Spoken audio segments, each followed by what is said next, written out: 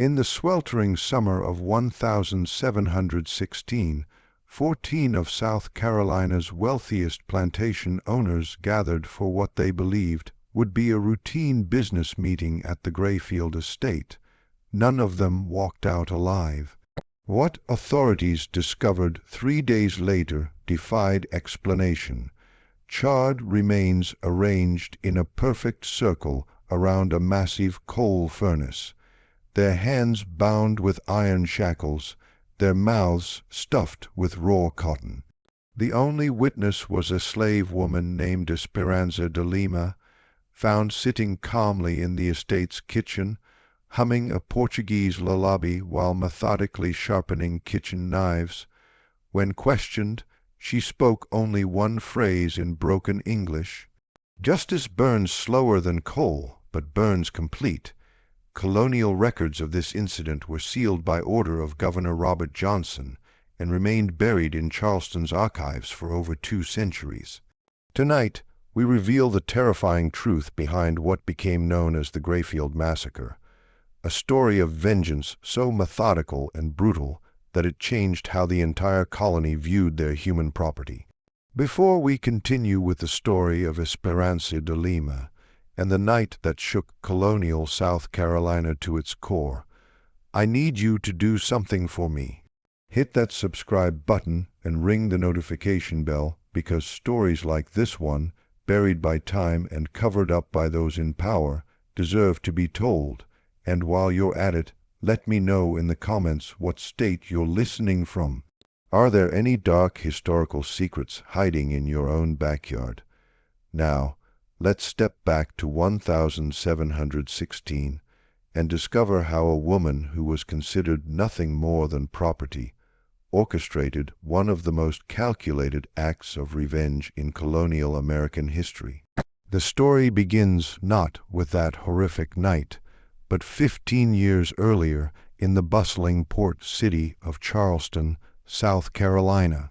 The year was 1701, and the colony was experiencing unprecedented prosperity, built on the backs of enslaved Africans who worked the rice plantations that stretched along the coastal lowlands.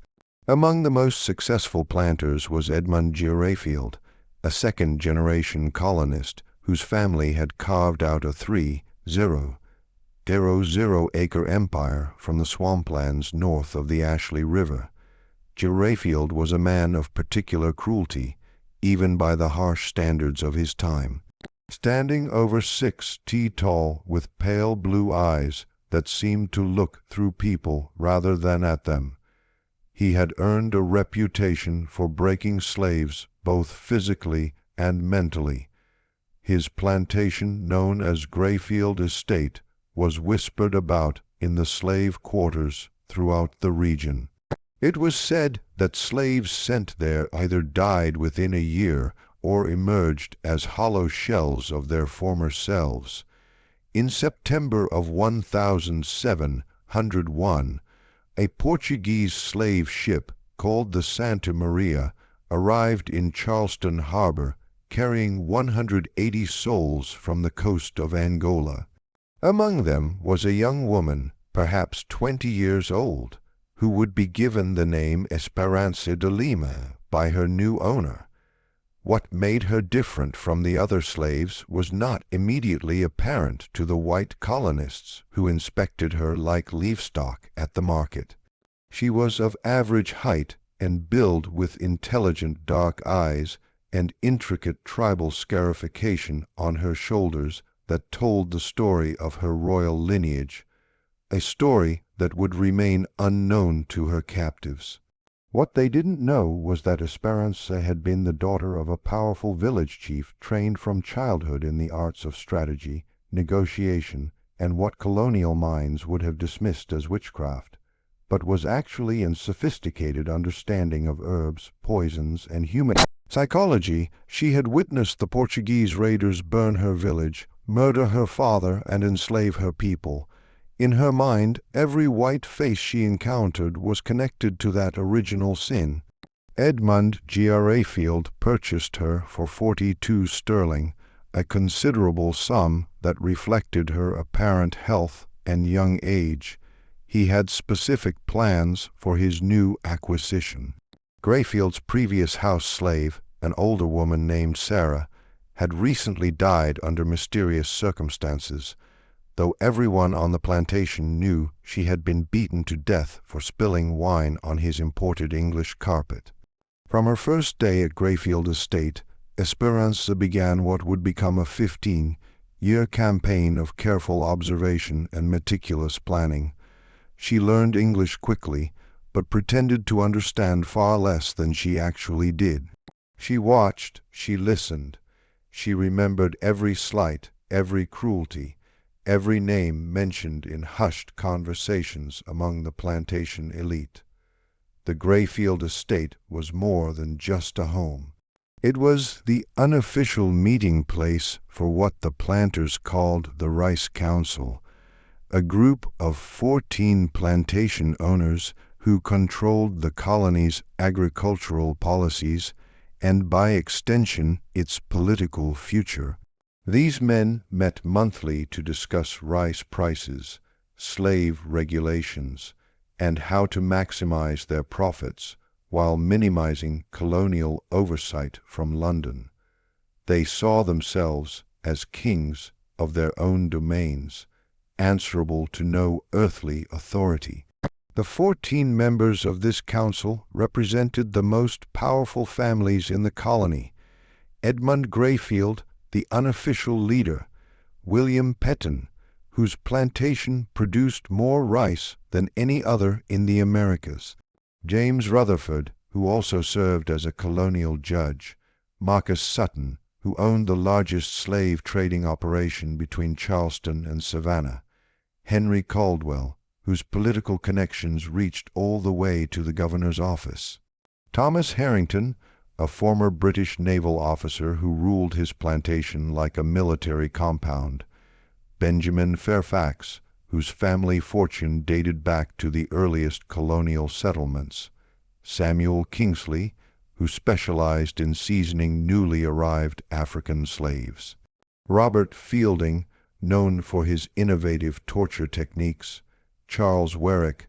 whose plantation boarded 3 others and served as a nexus for information; Jonathan Crichton, who maintained detailed records of slave breeding programs; David Norris, whose medical background made him particularly effective at keeping slaves alive just long enough to extract maximum labor; Alexander Hartwell, whose plantation served as a prison for runaway slaves from across the region; and finally, George Baxter, the youngest member at 35, whose enthusiasm for violence had earned him rapid acceptance into this exclusive circle. These were not simply cruel men. They were systematically evil, treating human beings as nothing more than agricultural equipment to be used, repaired, and discarded as economics dictated. They shared techniques for breaking rebellious spirits, compared notes on optimal caloric intake to maximize work output while minimizing costs, and boasted about their most creative punishments during their monthly gatherings. Esperanza served at these meetings for 15 years, moving silently around the dining room like a shadow, refilling glasses and clearing plates, while these men discussed their human property like cattle. She heard them laugh about families they had separated, debate the merits of whipping versus branding, and plan expansions of their operations that would require the importation of hundreds more slaves. But what truly set Esperanza's plan in motion was not just the general cruelty of slavery. It was something far more specific and personal. In the spring of 1715, everything changed for Esperanza de Lima. After 14 years of silent servitude, she had done something that plantation owners considered impossible. She had maintained her humanity while living in hell, More than that, she had found love. His name was Swami, though the plantation records listed him simply as Boy Tom. He had been born on the Rutherford plantation in 1693, making him 22 years old when he caught Esperanza's attention. Wayne possessed a rare combination of physical strength and intellectual curiosity that had somehow survived the brutal seasoning process that broke most slaves within their first year. He could read, a skill he had learned in secret from a sympathetic overseer who had since died, and he had been secretly teaching other slaves basic letters and numbers during the brief rest periods on Sundays. Wayne and Esperanza began meeting in secret, initially sharing information about the movements and plans of their owners. Their relationship deepened slowly, carefully, with the patience of people who understood that discovery would mean death. They communicated through a system of songs and gestures that appeared to be nothing more than typical slave behavior to white observers, but carried detailed messages about escape routes, friendly contacts, and opportunities for resistance. By late 1715, they had developed what was perhaps the most sophisticated intelligence network in colonial South Carolina. Esperanza used her position at the Rice Council meetings to gather information about patrol schedules, legal changes, and plantation vulnerabilities. While Kame used his work assignments, he was frequently loaned out to other plantations for heavy labor to establish contacts throughout the region. They were planning something unprecedented, not a simple escape attempt that would affect only themselves, but a coordinated uprising that could potentially free hundreds of slaves across multiple plantations. They had identified sympathetic whites, mapped out safe houses, and even established contact with free black communities in Spanish Florida who could provide sanctuary for escaped slaves. But their careful planning was undone by simple human emotion. On March 15, 1716, Edmund Grayfield announced at the monthly Rice Council meeting that he had decided to expand his breeding program. He had identified several prime specimens among his female slaves, who would be paired with males from other plantations to produce what he called superior working stock. The program would begin immediately with selected females being moved to a separate compound where they would be monitored constantly to ensure successful pregnancies. Esperanza's name was at the top of his list. When she overheard this conversation while serving wine to the council members, her face remained impassive, but something fundamental shifted inside her. She had survived 15 years of slavery by maintaining hope. Hope for freedom, hope for revenge, hope for a future where she could live as a human being rather than property. Now Grayfield was planning to reduce her to nothing more than a breeding animal. That night, she met Kame at their usual spot, a fallen cypress tree deep in the plantation's rice fields, where the sound of their voices would be masked by the chorus of insects and nightbirds. She told him about Grayfield's plan, and they both understood what it meant. Once she was moved to the breeding compound, their contact would become impossible. Their intelligence network would collapse. Their planned uprising would die before it began, and desperate, they should run that very night. He had made contact with a Spanish trader who could smuggle them to St. Augustine within a week. They could be free, start a new life, maybe even find a way to help other slaves from relative safety. But Esperanza refused.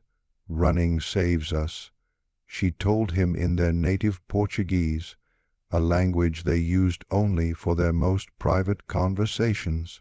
But it changes nothing for our people. These men will continue their evil. More ships will arrive.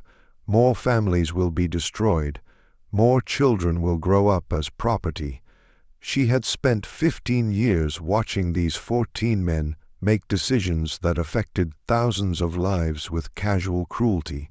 She had heard them laugh about separations, discuss torture techniques like culinary recipes, and plan expansions of their operations that would bring even more suffering to people who looked like her. "I have learned their patterns," she continued. "I know their secrets. I know when they are most vulnerable. We have one chance to send a message that will be remembered forever. One chance to make them afraid the way they make us afraid." Understood what she was suggesting, and he was terrified, not of death. Slaves lived with the constant threat of death, but of the systematic torture that would precede execution if they were caught. He had seen what happened to slaves who raised their hands against whites. The punishments were designed to serve as examples to break the spirits of every other slave who witnessed them. But he also understood that Esperanza was right. Their planned escape would save 2 lives while leaving the system intact. Her alternative was unthinkably dangerous, but it offered the possibility of something greater, a blow against slavery itself that might inspire others or at least make slave owners think twice about their casual cruelty.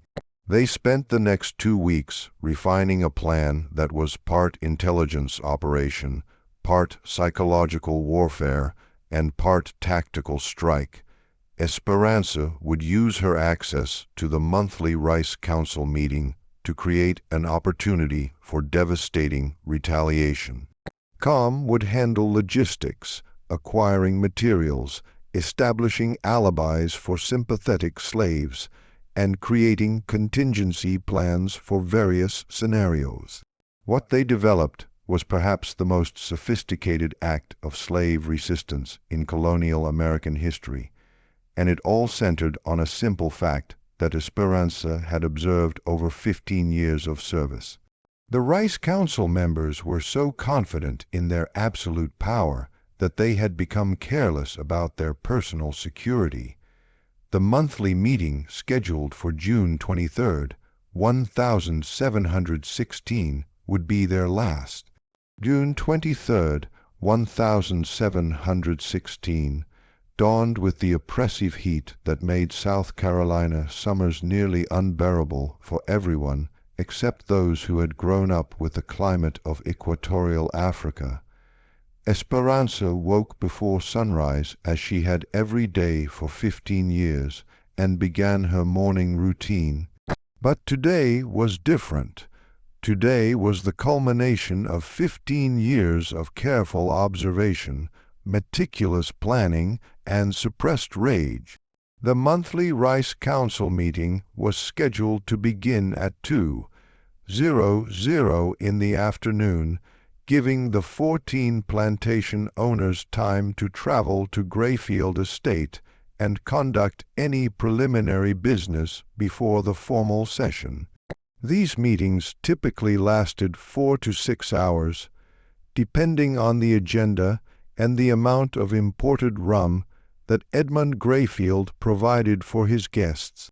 Esperanza had spent weeks studying the patterns of previous meetings, noting everything from seating arrangements to bathroom breaks to the timing of various agenda items. She knew that Marcus Sutton always arrived early to conduct private business with Grayfield. She knew that Benjamin Fairfax had a weak bladder and would excuse himself approximately every 90 minutes. She knew that the discussion of rice prices always happened before dinner was served, while conversations about slave management typically occurred afterward when the rum had loosened their tongues. Most importantly, she knew about the coal furnace. Grayfield Estate had been built in 1695 with a massive kitchen designed to feed not only the main house, but also the various overseers, craftsmen, and domestic slaves who lived on the property. The centerpiece of this kitchen was an enormous coal-burning furnace that had been imported from Britain at considerable expense. Unlike the wood-burning fireplaces found in most colonial homes, this furnace could maintain extremely high temperatures for extended periods, making it ideal for large-scale cooking operations. The furnace stood nearly 8 ft tall and 4 ft square, built of imported fire brick and surrounded by iron fixtures for hanging pots, supporting spits and regulating airflow. When fully stoked with coal, it could reach temperatures exceeding 0 degrees F, hot enough to melt copper and silver. J.R.A. Field took enormous pride in this furnace, often showing it to visitors as an example of his prosperity and sophistication. What Grayfield didn't know was that Esperanza had been secretly studying the furnace's operation for months, learning how to control its temperature, how to maintain maximum heat for extended periods, and how to manipulate its air flow to create specific conditions. She had also been gradually stockpiling coal in a storage room adjacent to the kitchen, telling the overseers that Mr. Grayfield had ordered extra fuel for a planned expansion of cooking operations. 3 days before the meeting, Esperanza received devastating news that solidified her resolve beyond any possibility of doubt. Wame had been sold. James Rutherford had decided that his plantation needed additional field hands for an expansion project, and he had convinced Grayfield to sell him boy Tom for 60 sterling. The transaction would be completed immediately after the Rice Council meeting, with Com being transferred to the Rutherford plantation the following morning. When Esperanza learned of this sale, she understood that her window of opportunity was closing forever. In 3 days, she would lose the man she loved, be forced into a breeding program that would destroy her spirit, and watch helplessly as the Rice Council continued its systematic brutalization of her people. The time for patience had ended. That evening, she met Com for what they both knew would be the last time. They spoke in whispers beside the fallen cypress tree, sharing 15 years of memories compressed into a few precious hours. Begged her one final time to abandon her plan and run away with him that very night. There was still time to escape to Spanish Florida, still time to build a life together away from the horror of plantation slavery. But Esperanza's mind was made up. These men believe they are gods, she told him. They believe they can do anything to us without consequence. Tomorrow I will show them they are wrong. I will show them that we are human beings, not animals, and that human beings fight back when pushed beyond endurance. Understood that arguing was useless. He had known Esperanza for less than 2 years, but he had learned to recognize the steel in her voice when her mind was completely made up. Instead, he spent their remaining time together helping her refine the final details of her plan. The next morning, June 22nd, Esperanza began her final preparations. She started by conducting a thorough inventory of the kitchen and adjoining storage areas, identifying every tool, ingredient, and material that might be useful.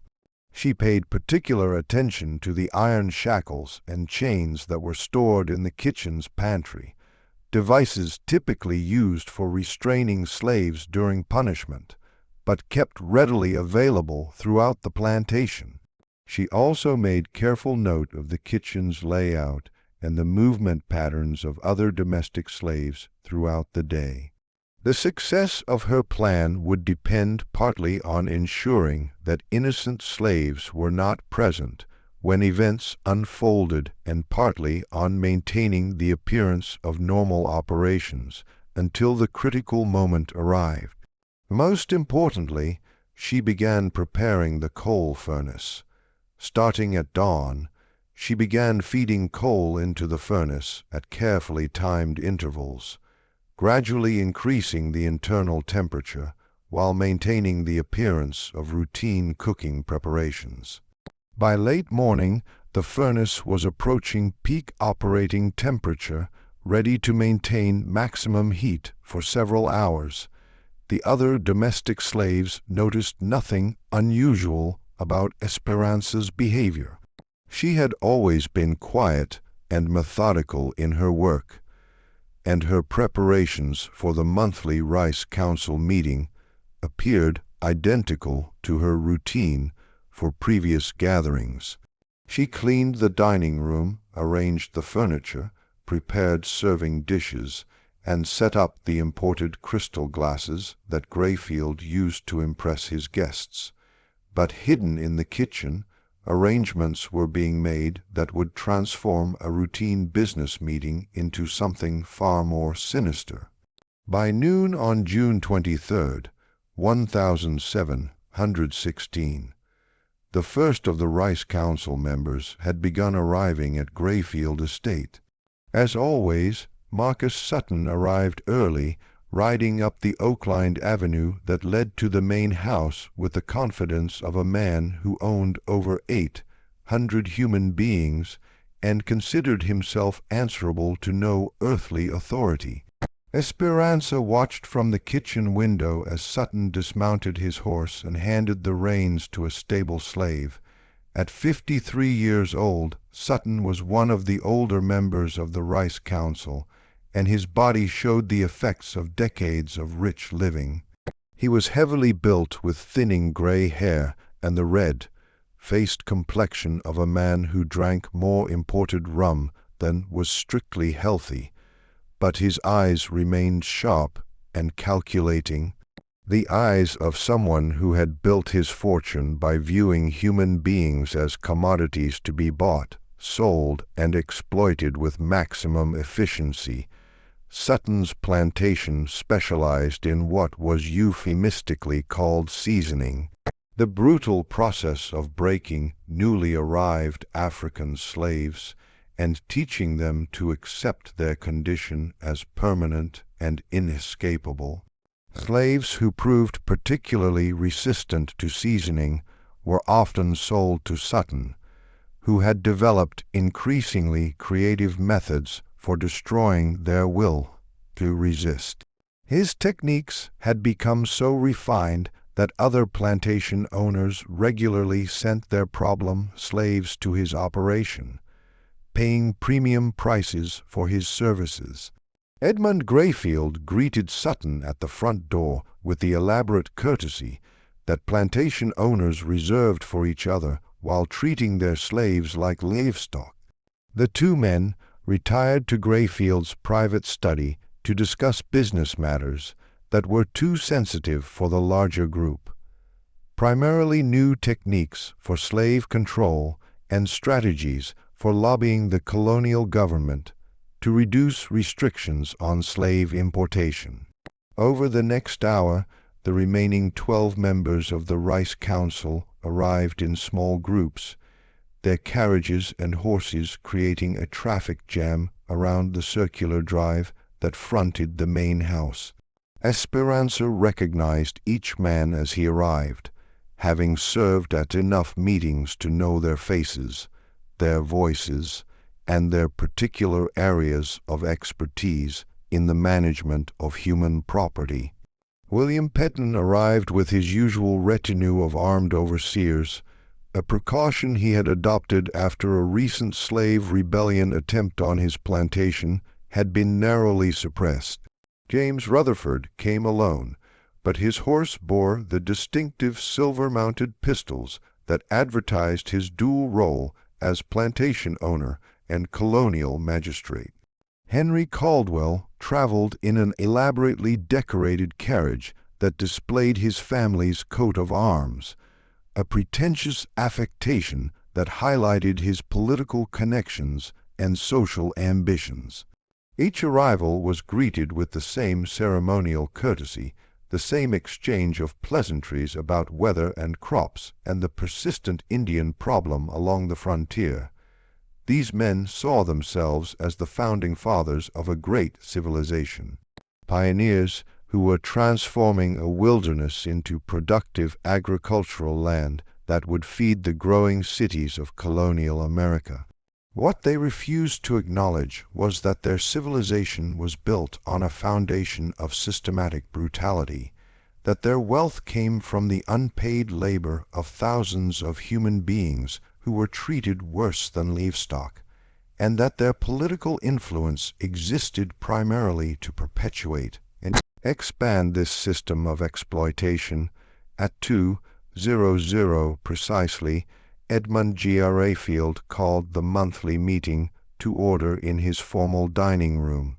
The 14 men took their customary seats around a massive oak table that had been imported from England at a cost that would have supported a typical colonial family for several years. The table's polished surface reflected the light from dozens of candles arranged in silver candelabras, creating an atmosphere of wealth and sophistication that reinforced their sense of superiority and entitlement. Esperanza began serving the meal with her usual efficiency, moving silently around the table as these men discussed the business of slavery with the casual brutality that had characterized their previous 180 monthly meetings. She had heard variations of these conversations hundreds of times, but today she listened with particular attention to every word, every tone, every casual reference to human suffering. The agenda began, as always, with a discussion of rice prices in the Charleston market and strategies for maximizing profits in the coming harvest season. William Petton reported that his plantation had achieved record production levels by implementing what he called incentive-based management, a system that provided minimal food rewards for slaves who exceeded daily quotas while subjecting underperformers to systematic punishment. The key, Petton explained while cutting his imported beef, is making them understand that their comfort level depends entirely on their productivity. Give them just enough hope to keep working, but never enough security to make them complacent. James Rutherford nodded approvingly. I've had excellent results with family separation as a motivational tool. Nothing makes a field hand work harder than knowing that his wife and children are being held at a different location, and that reunion depends on consistent performance. The conversation continued in this vein for nearly an hour, with each member sharing techniques for extracting maximum labor from their human property while minimizing expenses for food, housing, and medical care. They discussed breeding programs with the same clinical detachment that cattle ranchers used when planning livestock improvements. They compared notes on punishment techniques with the enthusiasm of craftsmen sharing professional secrets. Esperanza refilled wine glasses and cleared plates, while these men celebrated their latest innovations in human degradation. She maintained her usual expression of blank subservience, but inside her mind she was making final mental notes about each man's position, each man's habits, and each man's potential for resistance when the time came. As the formal agenda concluded and the conversation became more informal, the men began sharing stories that revealed the true depths of their cruelty. Marcus Sutton described a new torture device he had imported from the Caribbean, a metal cage barely large enough for a human body that was suspended in full sunlight and could literally cook rebellious slaves to death over a period of several days. Samuel Kingsley boasted about his latest breeding experiment, which involved forcibly pairing selected slaves to produce what he hoped would be a new generation of larger, stronger field hands. But it was George Baxter, the youngest member of the council, who provided the final catalyst for what was about to unfold. "Gentlemen," Baxter announced as Esperanza poured brandy for the post, "dinner drinks. I have exciting news about a new business opportunity. The Spanish are paying premium prices for experienced slaves in their South American territories. I'm proposing that we pull our resources to purchase a large ship and begin systematic exportation of our older, less productive stock."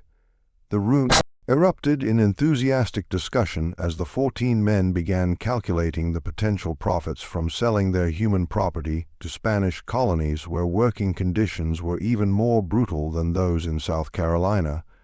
They debated logistics, discussed political connections who could facilitate the necessary permits, and estimated how many slaves they could export while maintaining adequate labor forces for their plantations. As Esperanza listened to these men plan the destruction of even more lives, she felt something inside her snap. For 15 years, she had maintained her sanity by telling herself that their cruelty had limits, that even these evil men would eventually recognize some boundaries of human decency. But there were no limits, there were no boundaries. Their capacity for causing suffering was constrained only by economic considerations and their own imagination. It was time to show them what it felt like to be powerless. At exactly 9:47 p.m., according to the imported German clock that stood in Grayfield's dining room, Esperanza de Lima made her move. The 14 members of the Rice Council had finished their formal business and settled into the comfortable after conversation that typically concluded their monthly meetings. The room was warm with body heat and candle light, filled with the smell of imported tobacco and expensive brandy. Most of the men had loosened their formal attire and adopted the relaxed posture of people who believed themselves completely secure in their dominance.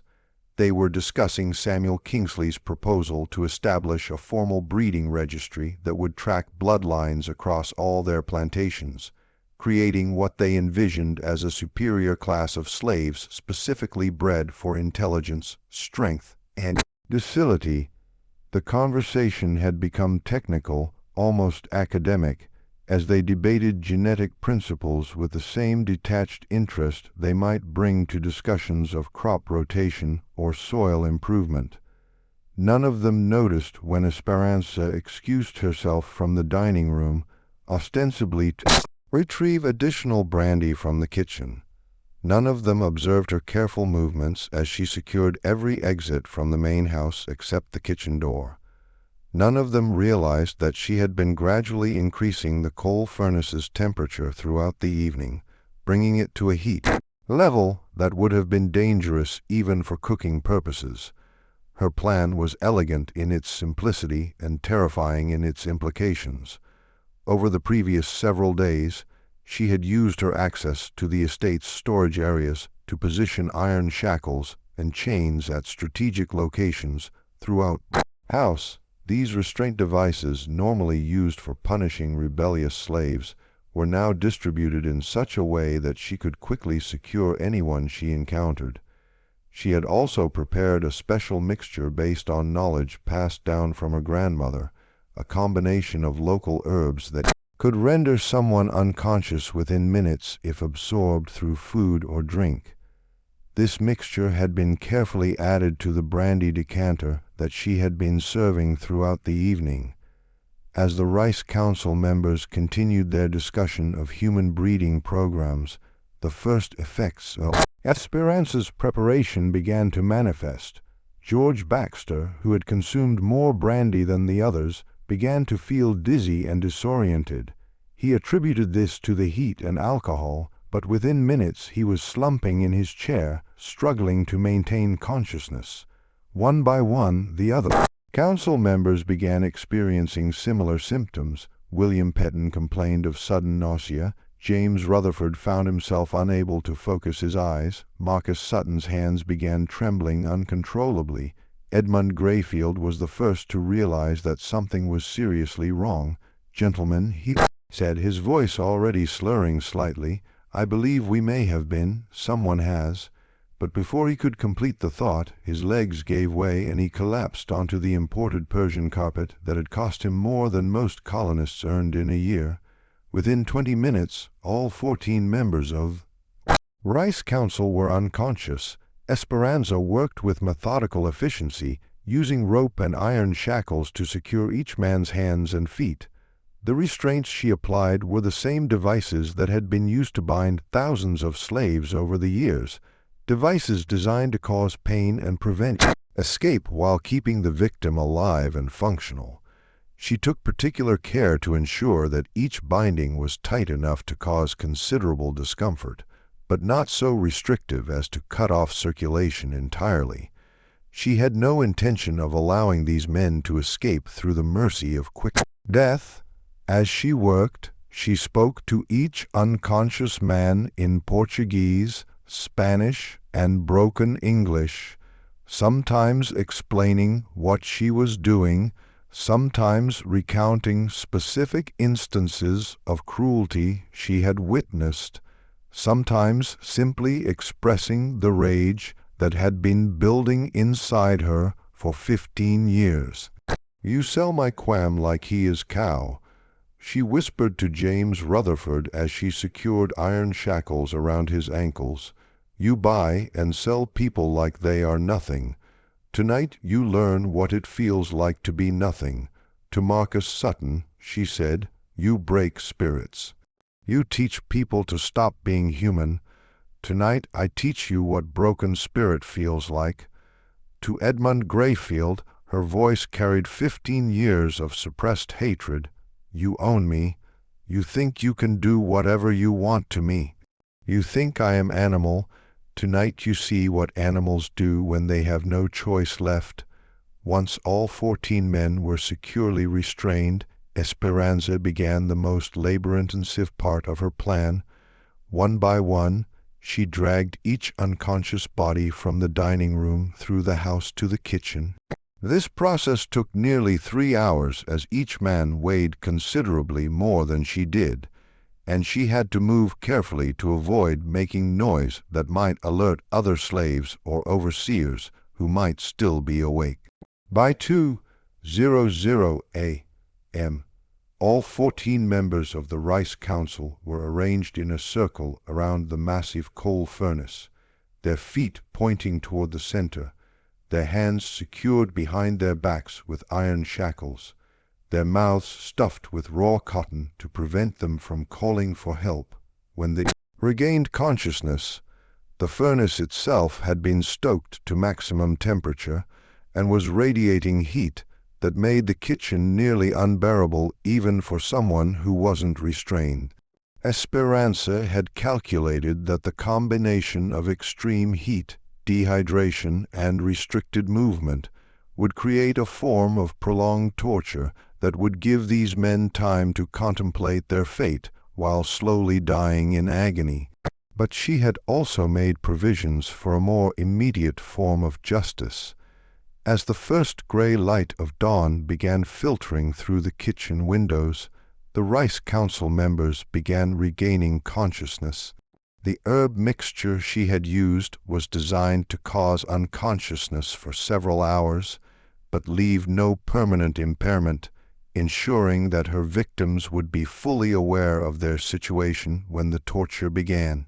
Edmund Grayfield was the first to wake up, and his confusion quickly turned to terror as he realized his predicament. He was lying on the stone floor of his own kitchen, bound hand and foot with iron shackles, unable to speak because of the cotton stuffed in his mouth, and surrounded by the other members of his council in similar condition. The massive coal furnace in the center of their circle was radiating heat like a miniature version of hell itself. As the other men regained consciousness, the kitchen filled with the sound of muffled screams and desperate struggles against unbreakable restraints. They were experiencing for the first time in their lives the absolute helplessness that they had inflicted on thousands of other human beings. Esperanza sat calmly in a corner of the kitchen, methodically sharpening the carving knives she used for food preparation. She had positioned herself so that each man could see her clearly, and she maintained eye contact with each of them as they fully grasped the hopelessness of their situation. "Good morning, gentlemen," she said in clear English, far better English than she had ever spoken in their presence before. "I hope you rested well. We have much to discuss, and I want to make sure you are all paying attention." She stood up and walked slowly around the circle, looking down at each restrained man with the same expression of cold evaluation that they had used when inspecting slaves at the Charleston market. "For 15 years I have served your meetings. I have listened to your conversations. I have heard you discuss my people like we are cattle to be bought and sold and bred and slaughtered according to your convenience." She paused next to Marcus Sutton, who was struggling frantically against his restraints. "You, Mr. Sutton, specialize in breaking spirits. You take people who still remember being human and teach them to forget. You have perfected techniques for destroying hope, for making proud men and women into hollow shells who exist only to serve your pleasure." She moved to James Rutherford. "You, Mr. Rutherford, use family separation as a tool of control. You deliberately destroy the bonds between parents and children, between husbands and wives, because you have learned that people without families are easier to control." She continued around the circle, addressing each man by name, and recounting specific acts of cruelty that she had witnessed or heard described during their monthly meetings. With each recitation, the men's struggles became more desperate, and their muffled cries more frantic. Finally, she returned to Edmund Grayfield. "And you, Mr. Grayfield, are the worst of all because you could have chosen differently. You have education. You have wealth, you have power. You could have treated us as human beings. Instead, you chose to be a monster because being a monster was more profitable." She walked back to the center of the circle, standing directly in front of the coal furnace. "Today you are going to experience what it feels like to be powerless. You are going to learn what it means to be at the mercy of someone who views you as less than human. And you are going to die slowly, painfully, with plenty of time to think about all the suffering you have caused." With that announcement, Esperanza began the final phase of her plan. What happened over the next 6 hours would become the stuff of legend and nightmare throughout Colonial South Carolina, though the full details would remain buried in sealed government archives for more than 2 centuries. Esperanza de Lima transformed the Grayfield estate kitchen into a theater of retribution where 14 of the colony's most powerful men experienced for the first and last time what it meant to be completely helpless in the hands of someone who viewed them as less than human. She began with psychological torture, moving slowly around the circle and forcing each man to listen as she recounted in excruciating detail specific instances of cruelty that she had witnessed during her 15 years of servitude. She described children torn from their mothers' arms, husbands separated from wives, proud men reduced to broken shells through systematic brutalization. She spoke in the calm, measured tone that these men typically used when discussing the management of their human property. "Mr. Petton," she said, kneeling beside the terrified plantation owner, "do you remember the woman named Asher? She was pregnant when you bought her in 1714. You worked her in the rice fields until the day she went into labor, then sold her baby to a trader from Georgia before she even recovered from childbirth. She cried for 3 days straight. You told your overseer to whip her for excessive noise that was disturbing your sleep." Pian's eyes widened with terror as he recognized the incident. Like most plantation owners, he had committed so many acts of casual cruelty that individual cases blended together in his memory. But Esperanza had remembered every detail, every name, every act of systematic dehumanization that she had witnessed. She moved to Charles Warwick. "You enjoy watching punishments, Mr. Warwick. You attend whippings like other men attend horse races. Last spring you paid Mr. Grayfield $5 to let you personally administer 50 lashes to a man who had tried to run away. You took your time, spacing the stroke so he would remain conscious for the entire punishment. You smiled the whole time. The heat from the coal furnace was becoming unbearable. Sweat poured down the faces of the restrained men, mixing with tears of terror and creating dark stains on their expensive imported clothing. Several of them had already begun showing signs of heat exhaustion, rapid breathing, flushed skin, and the glazed look that preceded collapse. But Esperanza was not finished with the psychological portion of her retribution. She retrieved a leather-bound ledger from Edmund Grayfield's study, the same book where he recorded the purchase, sale, and breeding of his human property.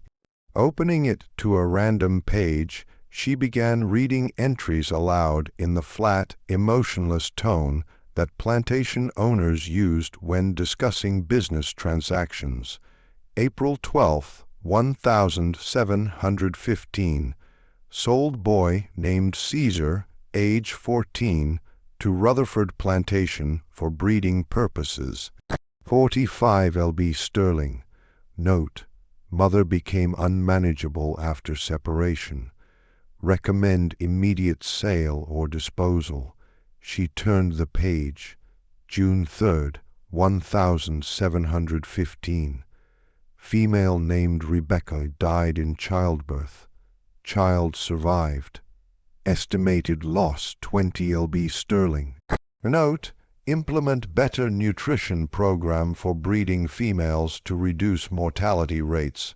Page after page, she read the clinical documentation of human suffering, families destroyed, children sold, men and women reduced to monetary calculations in a businessman's ledger.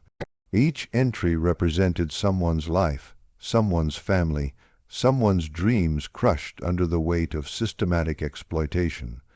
The psychological torture continued for 2 hours with Esperanza, forcing each man to confront the full scope of his crimes against humanity. She had an extraordinary memory for detail enhanced by 15 years of careful attention to their conversations. She could recall specific dates, individual names, particular acts of cruelty that each man had committed or ordered. But as the morning sun climbed higher and the temperature in the kitchen approached 120 degrees Fahrenheit, she moved to the next phase of her plan.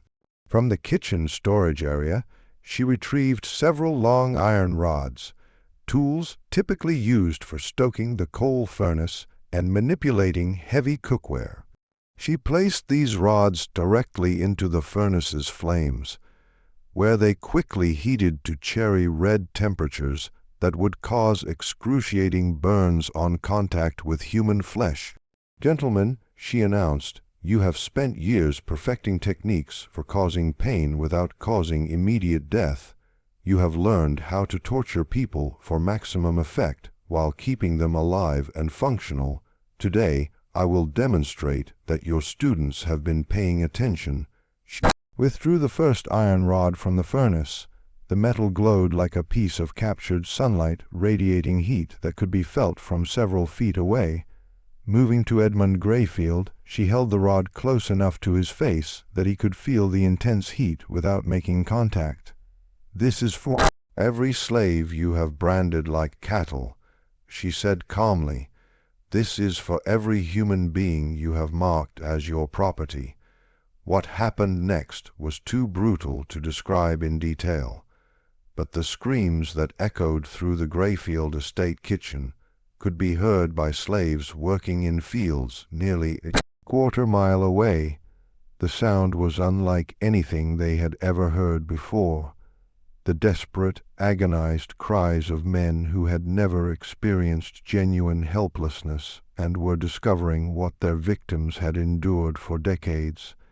Esperanza worked methodically, applying the heated iron to each man in turn, targeting non-fatal areas that would cause maximum pain while ensuring that her victims remained conscious and aware.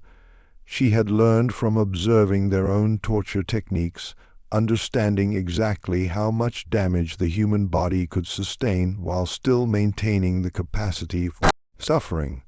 Between applications of the heated iron, she continued her psychological assault, describing in detail how each man's plantation would be inherited by relatives who might or might not continue their cruel practices.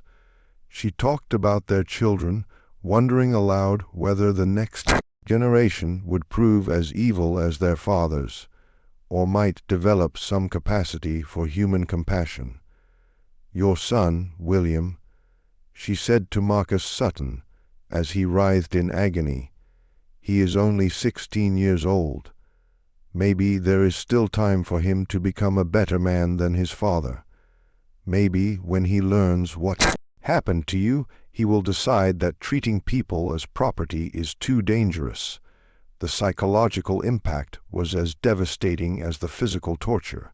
These men had built their entire identity around the belief that they were superior beings, natural masters who had the right to control and exploit other human beings. Esperanza was systematically destroying that identity, forcing them to experience themselves as victims, as objects to be manipulated by someone else's will. As the afternoon heat combined with the furnace's radiation to push the kitchen temperature above 130 degrees, several of the men began showing signs of severe heat stroke. Their skin turned red and dry, their breathing became rapid and shallow, and their struggles against the restraints became weaker and more desperate. But Esperanza had planned for this contingency.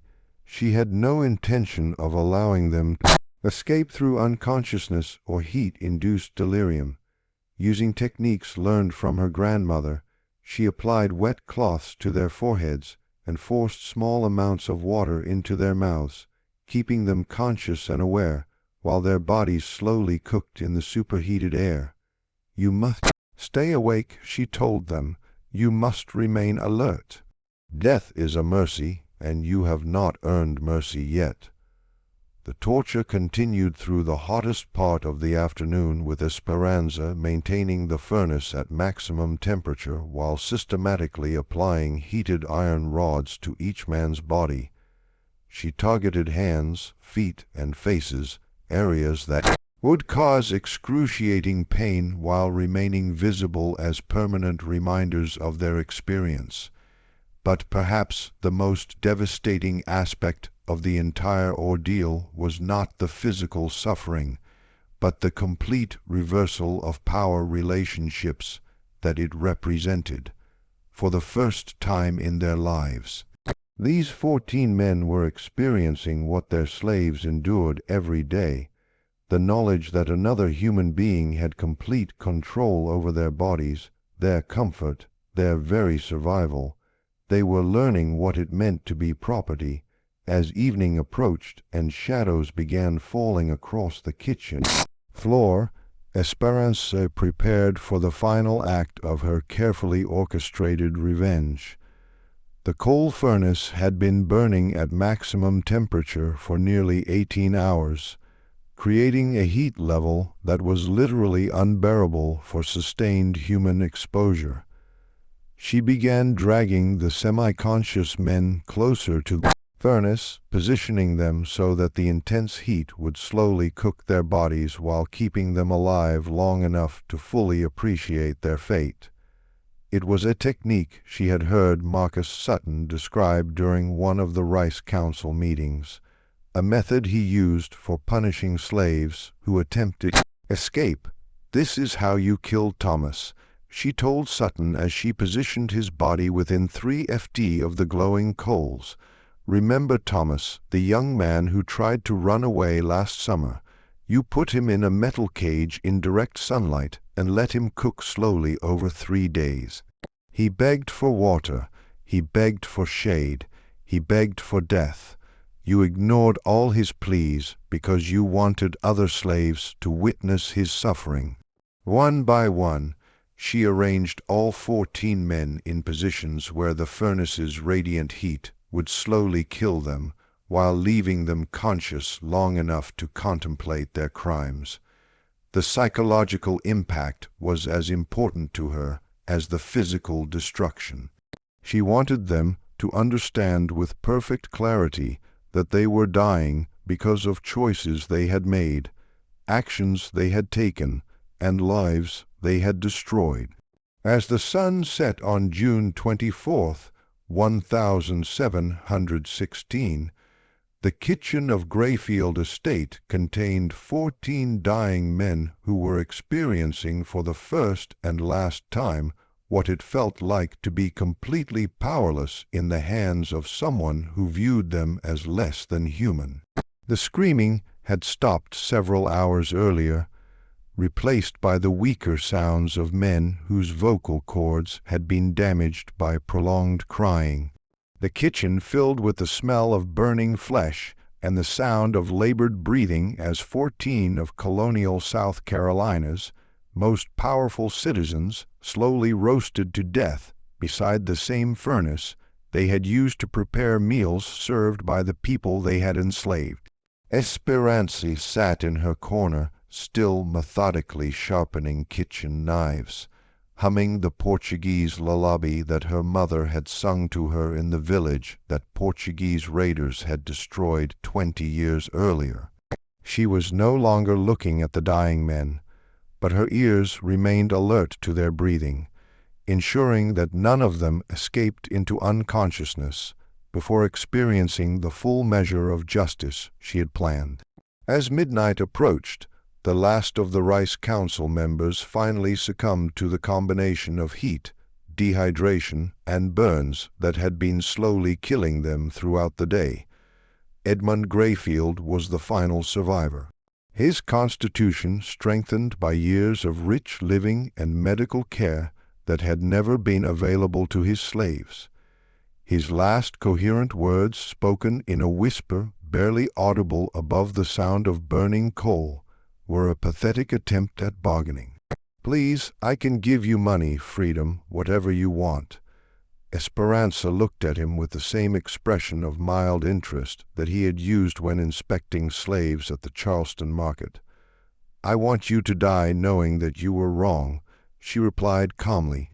"You are not superior, you are not chosen by God, you are not a natural master. You are just a man who chose to be evil, and now you are paying the price for that choice."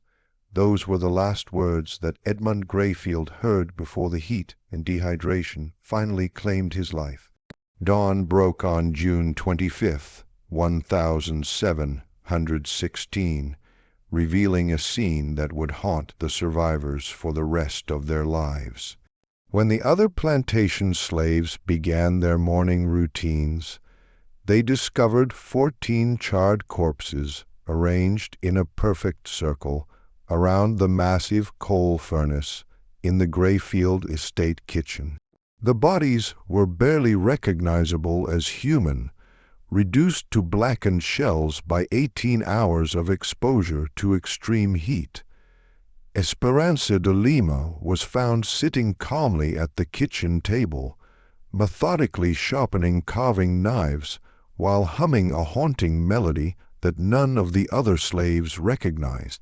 She showed no signs of distress or exhaustion, despite having orchestrated and witnessed one of the most elaborate acts of revenge in colonial American history.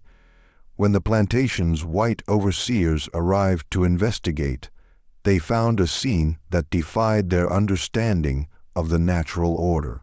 14 of the colony's most powerful men had been killed by a single slave woman who had somehow overpowered them all and subjected them to a form of torture that exceeded anything in their experience. The implications were terrifying. If one slave could accomplish this level of devastation against multiple plantation owners, what might happen if slaves began organizing more sophisticated forms of resistance? The psychological impact on the white colonial population was immediate and profound. For the first time, they began to fear the people they had enslaved. Word of the massacre spread throughout the colony within days, carried by riders who had been dispatched to inform the victims' families and business associates. But the colonial authorities faced a serious dilemma in deciding how to respond to the incident. On one hand, they needed to demonstrate that slave rebellion would be met with swift and brutal retaliation. The entire plantation system depended on maintaining the slaves' belief that resistance was futile and that white dominance was absolute and permanent. On the other hand, they needed to prevent the spread of detailed information about Esperanza's methods and success. If other slaves learned that 14 plantation owners could be killed by a single woman armed only with intelligence, patience, and determination, the results could be catastrophic for the entire colonial economy. Governor Robert Johnson convened an emergency session of the Colonial Council to discuss the crisis. After 3 days of heated debate, they reached a decision that prioritized political stability over public justice. The official records of the Grayfield Massacre were sealed by gubernatorial order and locked in the Charleston archives with instructions that they not be opened for 50 years. The families of the victims were informed that their relatives had died in a tragic fire that had consumed the Grayfield estate kitchen during a business meeting. No mention was made of Esperanza's role in their deaths. Esperanza herself presented a more complex problem.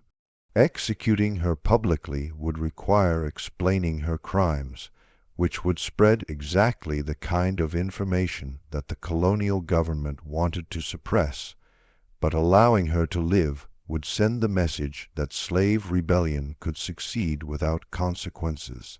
The solution they devised was as cruel as it was politically expedient. Esperanza was sentenced to be sold to a Spanish trader who specialized in supplying slaves to the silver mines of South America, a fate that was universally understood to be a delayed death sentence. The working conditions in the Spanish mines were so brutal that slaves typically survived less than 2 years before succumbing to exhaustion, disease, or accidents. But even this sentence carried risks. If Esperanza managed to survive long enough to share her story with other slaves, she could become a symbol of successful resistance that might inspire additional rebellions. The colonial authorities solved this problem by ensuring that Esperanza would never reach the Spanish mines alive. On July 15, 1716, exactly 3 weeks after the Grayfield Massacre, Esperanza de Lima was loaded onto a Spanish trading vessel called the Santa Isabella that was bound for Cartagena. The ship's captain had been secretly instructed to ensure that she did not survive the voyage, but to make her death appear accidental. The Santa Isabella departed Charleston harbor on the evening tide, carrying 43 other slaves along with Esperanza. According to the ship's official log, she died of fever on the 3rd day of the voyage and was buried at sea, according to standard maritime practice. But there were rumors. Some of the surviving slaves from the Grayfield estate claimed that Esperanza had spoken of contingency plans of allies in the Spanish territories who would help her escape if she could survive the ocean voyage. Others whispered that she had been seen speaking with free black sailors in Charleston Harbor, possibly arranging for assistance during the trip. Most significantly, several slaves reported that Esperanza had spent her final weeks at the estate, teaching other domestic workers about herbs, about anatomy, about the weaknesses of their masters and the vulnerabilities of the plantation system. Justice burns slower than coal, she had told them, but burns complete. The fire I started will spread to other kitchens, other plantations, other masters who think they are safe. Whether these rumors contained any truth was impossible to determine. The colonial authorities had moved quickly to disperse the surviving slaves from Grayfield Estate, selling them to plantations throughout the region to prevent any coordination of their stories or their activities. But the psychological damage was already done. In the months following the Grayfield massacre, a wave of unrest swept through the slave communities of South Carolina. There were no additional mass killings like Esperanza's methodical execution of the Rice Council members, but plantation owners began reporting an unprecedented series of smaller incidents that suggested coordinated resistance. Kitchen fires destroyed several plantation houses under suspicious circumstances. Valuable livestock died mysteriously after consuming feed that may have been poisoned. White overseers suffered unusual accidents at precisely the moments when they were most vulnerable. Tools and weapons disappeared from storage areas only to be found days later in locations that suggested slave involvement.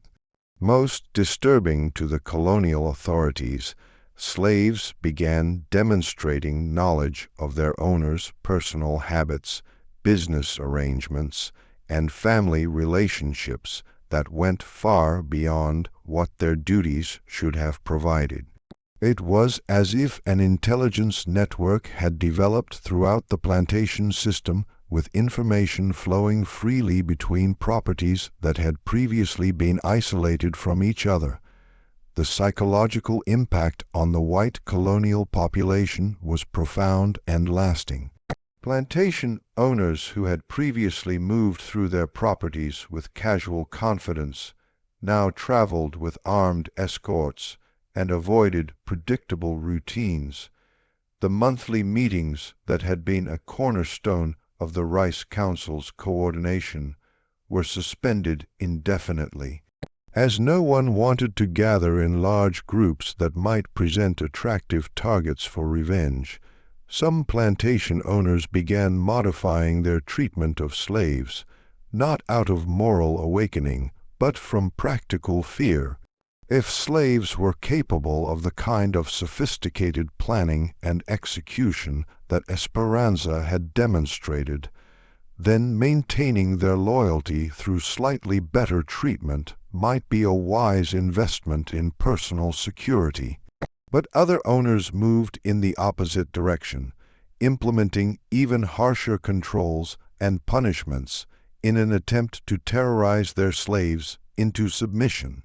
These plantations experienced higher rates of escape attempts, work slowdowns, and mysterious accidents that suggested their strategies were backfiring. The colonial government responded by implementing new laws that restricted slave movement, prohibited gatherings of more than 3 slaves without white supervision, and mandated harsh penalties for any slave caught with weapons or tools that could be used as weapons. But these laws were difficult to enforce across the scattered plantation system, and they may have actually encouraged more sophisticated forms of resistance by driving slave organization underground. Perhaps most significantly, the story of Esperanza de Lima began circulating through the network of free black communities, underground railroad stations, and sympathetic white abolitionists who were beginning to organize opposition to slavery. Her name became a symbol of resistance that inspired other acts of rebellion throughout the American colonies. Historians would later debate whether the Grayfield Massacre represented an isolated incident of individual revenge or the beginning of a more systematic form of slave resistance that contributed to the eventual collapse of the plantation system. The sealed colonial records made definitive analysis impossible, but the circumstantial evidence suggested that Esperanza's actions had inspired copycat incidents throughout the South. In 1739, 23 years after the Grayfield Massacre, the Stono Rebellion erupted in South Carolina, the largest slave uprising in colonial American history. While the specific connections to Esperanza's actions could not be proven, some of the rebellion's leaders were slaves who had worked on plantations that were connected to the original Rice Council network. The rebellion was eventually suppressed, but it demonstrated that the psychological impact of the Grayfield Massacre had not faded with time.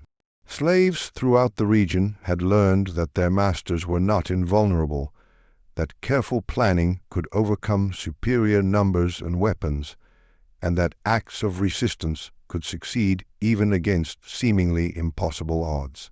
As the years passed and the American Revolution transformed the political landscape of the colonies, the story of Esperanza de Lima became part of the oral tradition that sustained slave communities through their darkest hours.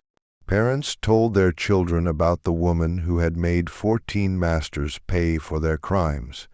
Young slaves learned that resistance was possible, that intelligence and patience could be more powerful than physical strength, and that justice might be delayed, but would eventually arrive. The sealed records in Charleston's archives remained unopened for exactly 50 years, as Governor Johnson had ordered. When they were finally made available to researchers in 1766, the American colonies were in the midst of political upheaval that would lead to independence from Britain. The story of the Grayfield Massacre was overshadowed by larger historical events, but it contributed to a growing awareness that the institution of slavery contained the seeds of its own destruction. By the time the United States Constitution was ratified in 1788, the plantation system that had seemed so permanent and invincible in 1716 was already showing signs of internal stress that would eventually tear the nation apart. The psychological impact of knowing that slaves could organize, plan, and execute sophisticated acts of resistance had fundamentally changed the relationship between master and slave. The masters were no longer confident in their absolute power.